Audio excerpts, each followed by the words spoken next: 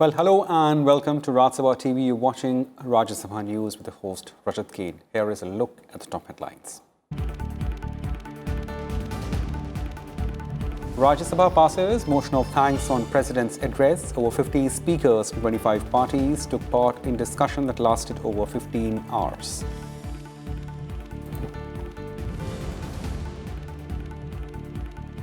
Well, credit for winning fight against COVID-19 pandemic goes to people of India and not to the government, says Prime Minister Modi in reply to the motion of thanks. Assures farmers that MSP will stay, mandis will be modernized for their benefit.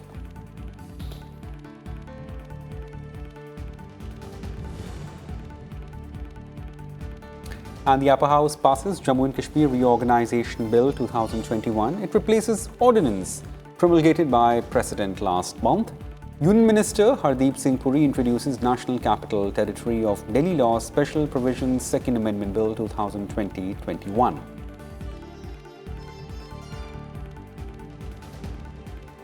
Well, the news in details now. Rajya Sabha adopted motion of thanks on the President's address by voice vote today.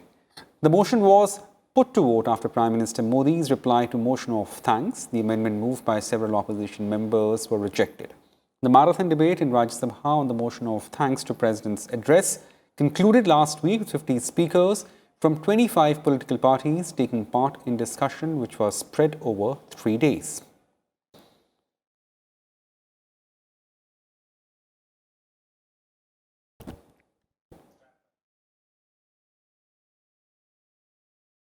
Replying to the discussion on the motion of thanks on President's address in Rajya Sabha, Prime Minister Modi enumerated several steps unveiled by the government for the welfare of farmers. He also touched upon several issues, including COVID-19 and situation at the borders. He highlighted the concerns on new farm laws and said the government is committed to removing all handicaps which come in the way of India realizing its vast potential at one large common market. Referring to recent international support to farmers' protests, the Prime Minister said India needs to protect itself from what he termed foreign destructive ideology. He also said COVID-19 pandemic has added new strength to India's federal structure and the spirit of cooperative federalism. अवसर तेरे लिए खड़ा है, अवसर तेरे लिए खड़ा है, तू आत्मविश्वास से भरा पड़ा है, तू आत्मविश्वास से भरा पड़ा है। हर बाधा, हर बंदिश को तोड़, हर बाधा, हर बंदिश को तोड़। अरे भारत, आत्मनिर्भरता के पथ पर दौड़, आत्मनिर्भरता के पथ पर दौड़। एक अननोन एनिमी से और जिसकी कोई पूर्व परंपरा नहीं थी, ऐसी चीज को ऐसे डील किया जा सकता है, इसके लिए ये प्रोटोकॉल हो सकता, कुछ पता नहीं था। एक नए तरीके से, नए सोच के साथ हर किसी को चलना था। हो सकता है कुछ विद्वान, सामर्थ्यवान लोग, उनको कुछ और विचार हो सकता है, लेकिन था ये कि एक अननोन एनिमी था और हमें रास्ते भी खोजने थे, रास्ते बनाने भी थे और लोगों को बचाना भी था। उस समय जो भी ईश्वर ने बुद्धि, शक्ति, सामर्थ्य दिया, इस देश ने उसको करते हुए देश को बचाने में भरसक काम किया है और आज दुनिया इस बात का गर्व कर रही है कि इस वाकई भारत ने दुनिया की मानव जात की रक्षा करने में बहुत बड़ी अहम भूमिका निभाई। आज जिनको थर्ड वर्ल्ड कंट्रीज में गिना जाता है, वो देश मानव जात के कल्याण के लिए वैक्सीन लेकर के आ जाए। इतने कम समय में मिशन मोड में हमारे वैज्ञानिक भी जुटे रहे। ये मानव जात के इतिहास में भारत के योगदान एक गौरवपूर्ण गाथा है, इसका हम गौरव करें और उसी में से एक नए आत्मविश्वास की प्रेरणा भी जगती है। हमने उस नए आत्मविश्वास की प्रेरणा को जगाने के ऐसे प्रयासों को आज देश गर्व कर सकता है कि दुनिया का सबसे बड़ा टीकाकरण अभियान इसी मेरे देश में चल रहा है। भारत ने हमारे फेडरल स्ट्रक्चर को इस कोरोना के कालखंड में हमारी अंतर्भूत ताकत क्या है, संकट के समय हम कैसे मिलकर के काम कर सकते हैं, एक ही दिशा में सब शक्तियां लगा करके हम कैसे प्रयास कर सकते हैं, ये केंद्र और राज्य ने मिलकर के करके दिखाया है। मैं राज्यों को भी, क्योंकि इस सदन में राज्यों की अपनी फ्लेवर होती है और इसलिए इस सदन में तो मैं विशेष रूप से राज्यों का भी अभिनंदन करता हूं और कोऑपरेटिव फेडरलिज्म को ताकत देने का काम, इस कोरोना के संकट को अवसर में पलटने का काम हमारे सभी ने किया है, इसलिए सब कोई अभिनंदन के अधिकारी हैं। लेकिन एक बात सही है कि आर्थिक क्षेत्र में भी आज भारत की जो एक पहुंच बन रही है, कोरोना काल में दुनिया के लोग निवेश के लिए तरस रहे हैं, सारी बातें बाहर आ रही हैं, लेकिन भारत है जहां रिकॉर्ड निवेश हो रहा है।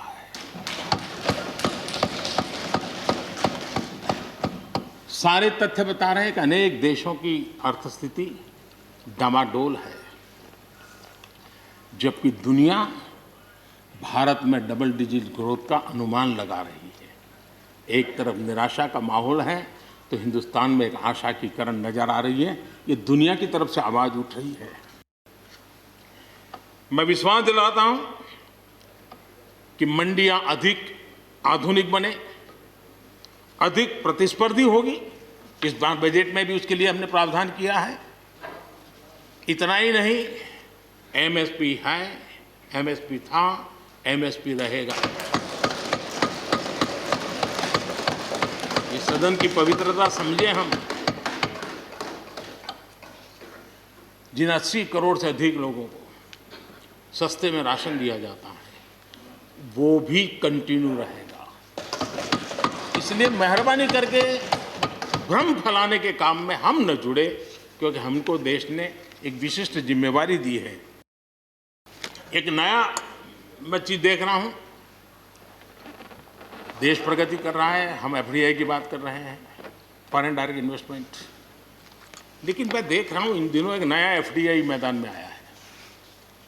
ये नए एफडीआई से देश को बचाना है जी। एफडीआई चाहिए, फॉरेन डायरेक्ट इन्वेस्टमेंट, लेकिन ये जो नया एफडीआई नजर का आ रहा है, ये नए एफडीआई से जरूर बचना होगा। और ये नया एफडीआई है फॉरेन डिस्ट्रक्टिव आइडियोलॉजी,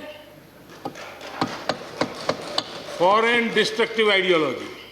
और इसलिए इस एफडीआई से देश को बचाने के लिए हमने और जागरूक रहने की जरूरत है। बॉर्डर इंफ्रास्ट्रक्चर और बॉर्डर सिक्योरिटी को लेकर हमारी प्रतिबद्धता में किसी प्रकार की ढील आने का सवाल ही नहीं होता है, गुंजाइश ही नहीं है। और जो लोग हमारा लालन पालन और हमारे विचारों का हमारा उछेर देखते हैं, वो कभी इस विषय में हमें सवाल ही नहीं करेंगे। उनको मालूम है हम इसके लिए डटे हुए रहने वाले लोग हैं, और इसलिए हम इन विषयों में कहीं पर भी पीछे नहीं हैं। Well, the Upper House passed Jammu and Kashmir Reorganisation Amendment Bill 2021. The bill will amend Jammu and Kashmir Reorganisation Act 2019. The act provides for the bifurcation of state of Jammu and Kashmir into the Union Territory of Jammu and Kashmir and the Union Territory of Ladakh. It replaces an ordinance promulgated by President last month. मैं बताना चाहता हूं, जो 70 साल में जम्मू कश्मीर विकास हुआ है, इस यूटी बनने के बाद अगर कंपेयर किए तो स्पीडी डेवलपमेंट जम्मू कश्मीर में हो रहे हैं। आज जम्मू कश्मीर में सभी पार्लियामेंट का निर्णय और सेंट्रल स्पॉन्सर्ड स्कीम्स भी इम्प्लीमेंटेशन हो रही है। इन लॉज की स्मूथ इम्प्लीमेंटेशन के लिए, स्कीम्स को अमल करने के लिए और प्रोजेक्ट्स को इफेक्टिव एग्जीक्यूशन के लिए कैडर की बेटर स्ट्रेंथ और यूटी एडमिनिस्ट्रेशन का एक्सपीरियंस रखने वाले ऑफिसर्स बहुत जरूरी है। जम्मू कश्मीर के अगमोट कैडर के मेजर के प्रपोजल से जम्मू कश्मीर यूनियन टेरिटरी में अगमोट कैडर के माध्यम से ऑल इंडिया सर्विसेज के अधिकारियों का सेवा ले सकते हैं और अधिकारियों का संख्या भी बढ़ेगा। Well, several members of the House also participated in discussion. Let's take a listen. पहले गवर्नर रूल और अब लेफ्टिनेंट गवर्नर जब से यूटी बनी, तो तब से अगर इसी कार्डर से काम चल रहा था, तो अगर आपने स्टेटहुड देनी है कुछ महीनों में, तो जब इतने साल चल रहा था उसी कार्डर से काम, तो इसको आप मर्ज करने की क्या जरूरत? There is a huge deficiency of officers of All India services in the Union Territory of Jammu Kashmir, and the developmental schemes of the centrally sponsored schemes are not able to be carried out. Hence, the Jammu Kashmir is requiring more number of All India service cadre officers. That is why now it is being merged with Arunachal Pradesh, Goa, Mizoram, Union Territories cadre. So the officers in this cadre can be posted in the Union Territory of Jammu Kashmir to meet out any deficiency to some extent. So it is for a good purpose, good object. This amendment has been brought in. I welcome it. Normalcy and Jammu Kashmir को लेकर काफ़ी चर्चा हुई।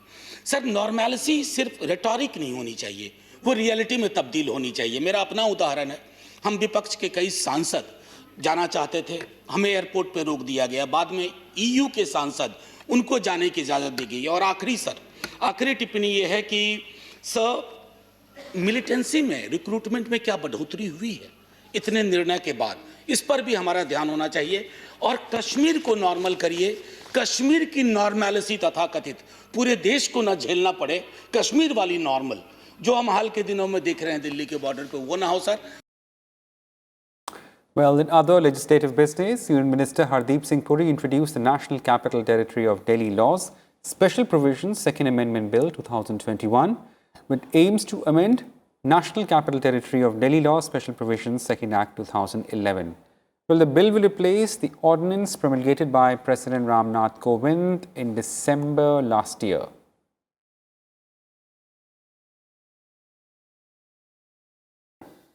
Well, members cutting across party line took objection strongly against comments made by the YSR-CP member, stating that aspersions had been cast against Chair. They demanded strong action on the matter. Chairman Naidu asserted the attempts to make Chair dysfunctional will not succeed. Sir, at the beginning of 0 hour, certain references were made to the Chair by certain members of a certain political party. So they were highly objectionable references, and I would request you to please take note of it and take the necessary actions. This is not desirable, sir. All the person on the chair, sir, nobody appreciated it, sir. So there should be not only be condemned, sir, some certain actions should also be taken as per the rule. In spite of chairman saying this is not done, continuously making allegations. The idea is to make chairman dysfunctional, but I will not be cowed down by this sort of efforts for making the chair dysfunctional. The day I assumed this post, even before I accepted this proposal, I have resigned from the party. And since then, I have not been going to any political programs or attending any such functions where they are affiliated to one particular part. My heart is with the country. My heart is with the Constitution. My heart is with the people of India. I don't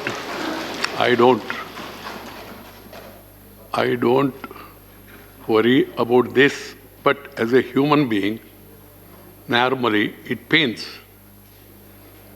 I'm happy the leader of the opposition and the chief whip and other seniors have taken note of it, and the other leaders of the parties also disassociated with such remarks. That's it in this edition of Rajya Sabha News. Stay tuned to RSTV for more. Thank you and goodbye.